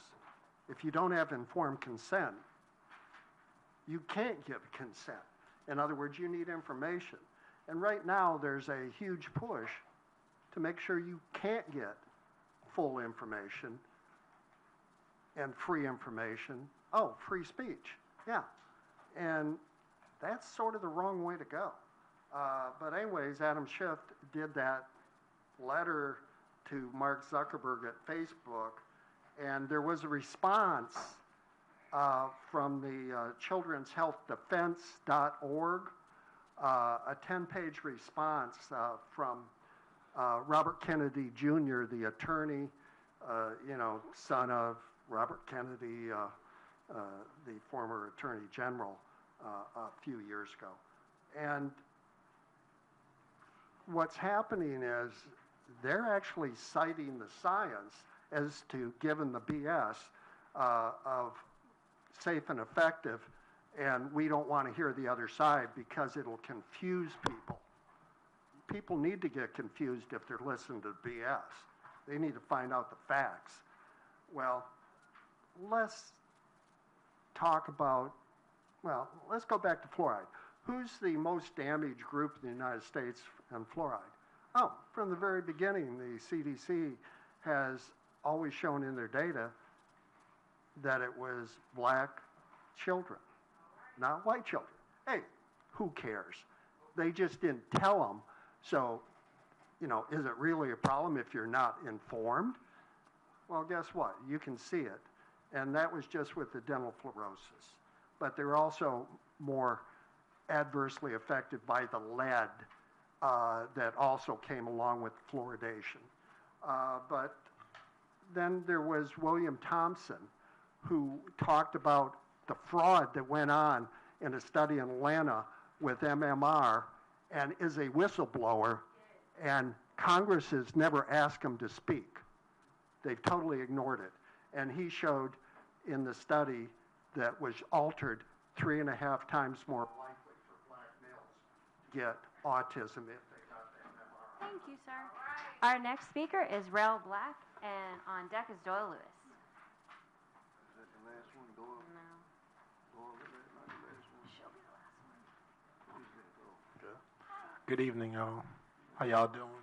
I know it's been a long night. I want to be very quick tonight. I just want to invite y'all, everybody in here, and the entire commissioner board and our mayor. Tomorrow there's an event going on the Ave, Mayor McLeod Bethune at 1 o'clock. It's a small black business tour. An investor from Tampa, her name's Candy Lowe. She's actually coming down and she wants to survey the area, see what minority businesses we have to offer, and just come on out, have a good time. They're going to spend money, they're going to eat lunch, and I'd love to see all of you there if you have the time. It's only be about 1 to 2:30, not too much time. And yeah, thank y'all for trying to move the community forward. Thank y'all. Have a good night. All right, thank you.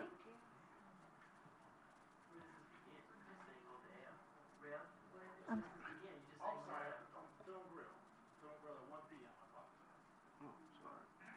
Yes, sir. All right, our next speaker is Doyle Lewis, and on deck is Linda Smiley.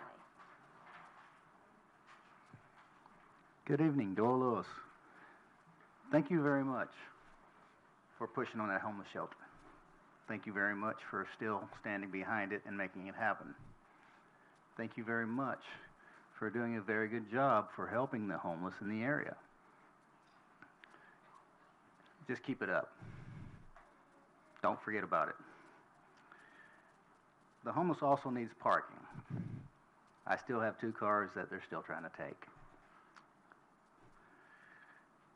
The parking on cars and bicycles, because you never know when somebody don't have gasoline. I'm talking about bicycles that pedal, not electric or gasoline. Now, with speaking, the gentleman, Mr. Burke, he talked about how did you become who you are. It's obvious. You followed your dream. You followed where you wanted to go. You made decisions for yourself. You didn't have somebody else telling you how to do it. That's the difference between want and need. Someone was talking about gardening, bringing a plant out for the young kids. And they dug a hole in the dirt. That was one of my favorite things to do before I turned 18. The reason why you dig in the dirt is so you can grow. If you know how to take care of a plant, you know how to take care of a cat, you know how to take care of a dog, you'll make sure you don't hurt people because you'll understand what it means when you take a life of something. Plants are different than animals. Plants are needed. Animals are needed. Your direction when you're a dreamer is what you want, is not what you need. That's how you get where you're going. You got to follow where you're going by watching where you're going. Talking about running stop signs and speeding cars. The reason why most people actually have an accident is because they're not looking where they're going in an automobile with 4 tires and a big engine. It's a known fact if you're not watching where you're driving, you're going to hit something. First Step Shelter and Soldier On. I'd like to know when the meeting is going to be tomorrow with Soldier On with the city. LA homelessness is 50,000 inside the city limits and tents. I'm glad Daytona decided not to have a tent city in Daytona Beach. It's the best thing you ever did. Thank you. Thank you. Our final speaker tonight is Linda Smiley. Linda Smiley, 357 Manhattan. Safe zone. We need it yesterday. I know the shelter's coming, but these people still have no place to go in the meantime during the day and stuff. And they're everywhere. Okay, the 408 MMB and Lyndhurst Hotel. My question is, why do we allow these structures to get to the point where they need to have emergency, bring them down, it's an emergency type thing? Why don't we do anything in the meantime? We let them sit there and just dilapidate, and I mean, it's just not a good thing. Are there any plans to salvage things out of it or just crush it and throw it in the landfill? Are we going to work to, there's pine in there that they don't make anymore, that flooring and windows, doors, are we going to let people salvage, or are we going to, or something, rather than just crush it all and throw it in the landfill? Bus benches, what's going on with that? It was stated we were getting some, maybe 40, about several months ago, but nothing since. Can we, as residents, get some sort of follow-up when we come here and we ask questions? Like when you first put the residents allowed to speak at the end of the meeting several years ago.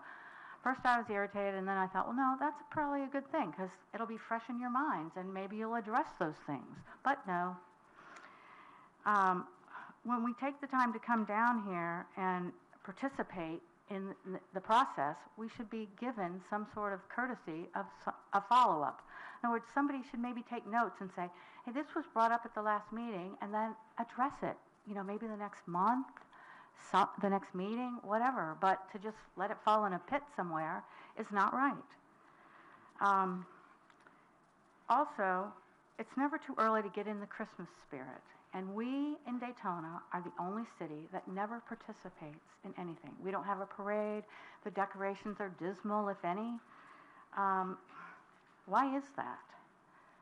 When I was a kid, we had a parade. We had those decorations. The park was filled. I mean, we want people to come here, but we don't do anything to keep them here.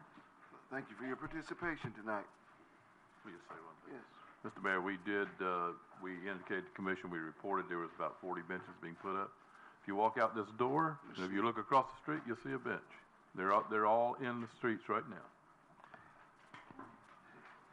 And to the residents, one of the surest ways to get involved in the community is to work with those of us who are elected. We appreciate your participation tonight. Those of you, I noticed you're getting a lot of constituent feedback for those who are working with their commissioners. Good night.